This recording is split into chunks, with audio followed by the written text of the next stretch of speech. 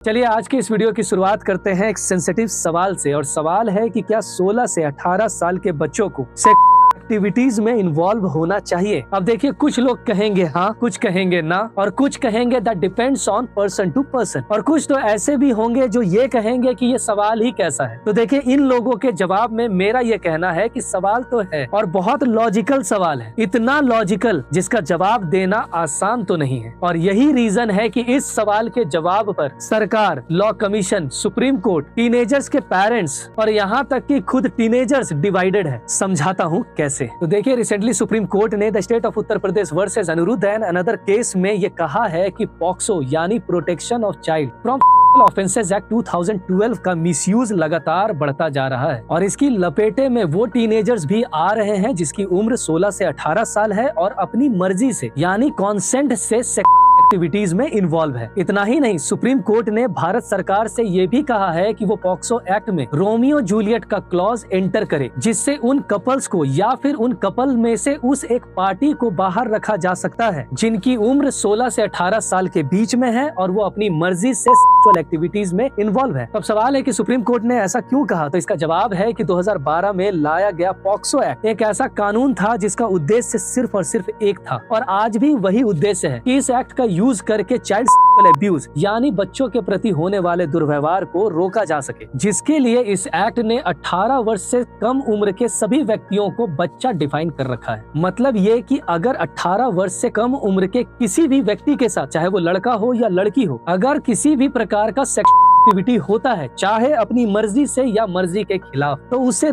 माना जाएगा। भारतीय न्याय संहिता का सेक्शन 63 भी यही कहता है। ये तो हुई कानून की बात। भारत सरकार और पार्लियामेंट का क्या स्टैंड है? तो देखिए, भारत सरकार और पार्लियामेंट का भी यही स्टैंड है। फॉर एग्जांपल, जब 2012 में निर्भया गैंग के बाद जस्टिस वर्मा कमेटी बनाई गई थी, तो वर्मा कमेटी ने यह रिकमेंड किया था कि 16 से 18 साल के बच्चों को आईपीसी की धाराओं से बाहर रखा जाए। तो इसके जवाब में पार्लियामेंट ने उनकी इस रिकमेंडेशन को ठुकरा दिया। तो अब सवाल है कि आखिर प्रॉब्लम है क्या? तो देखिए, प्रॉब्लम ये है कि इन कानूनों की वजह से सुप्रीम कोर्ट को और समाज के एक वर्ग को एक जेन्युइन प्रॉब्लम नजर आ रही है। और वो प्रॉब्लम ये है कि सुप्रीम कोर्ट और समाज के एक वर्ग का ये मानना है कि 16 साल से अधिक उम्र के एडोलेसेंट यानी टीनेजर्स के पास इतनी मैच्योरिटी यानी समझदारी होती है कि वो सेक्सुअल एक्टिविटीज के लिए कंसेंट यानी मंजूरी दे सके, जैसे इंग्लैंड, कनाडा और बहुत सारे यूरोपियन कंट्रीज में होता है। और यही रीजन है कि सुप्रीम कोर्ट ने इस एज ग्रुप के कंसेंसुअल रिलेशनशिप को एग्जेम्प्ट करने के लिए पॉक्सो एक्ट में रोमियो जूलियट क्लॉज को इनकॉर्पोरेट करने की बात कही है, जिससे इस एज ग्रुप में उन टीनेजर्स को प्रताड़ित नहीं किया जा सके जो अपनी मर्जी से सेक्सुअल एक्टिविटीज में इन्वॉल्व है। सुप्रीम कोर्ट का ये जो कंसर्न है वो भी काफी रीजनेबल है, क्योंकि आंकड़े यही कहते हैं। नेशनल फैमिली हेल्थ सर्वे 2015 और 16 की रिपोर्ट के अनुसार